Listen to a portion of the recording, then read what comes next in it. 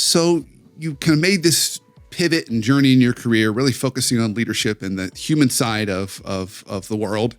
And then eventually, at some point, you came up with this idea of the self-evolved leader and self-evolved leadership. So walk us through that journey. What really was the pivot that made you realize there was a better way or a new way? And then we can start to talk about what it means to be a self-evolved leader. It's been an interesting journey over the last 10 years as I've seen how the concept of effective leadership has changed and evolved.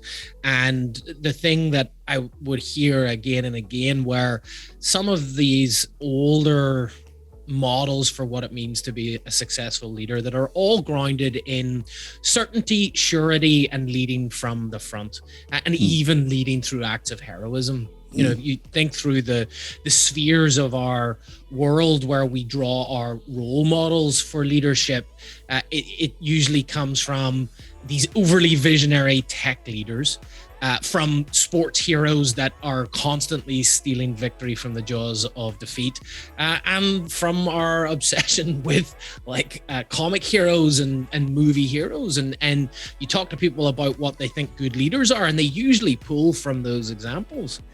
The reality is, though, that those examples are awful in translating to the everyday world that we live, and that for most leaders, if we lead with this notion of I've got to either be so over visionary, shoot for the fences or swing for the fences, I've got to be overly heroic, I'm constantly saving the day. It's actually a really terrible way to lead.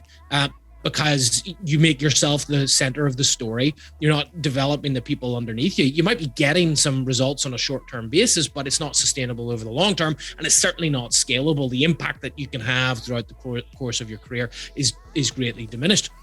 And so as I was working with leaders and leadership teams on not just how to scale their organization, but how to scale their impact as individual leaders, I began to realize that those old models of leadership are failing us. That's not what we need. It's not enough just to achieve results through your own sheer effort.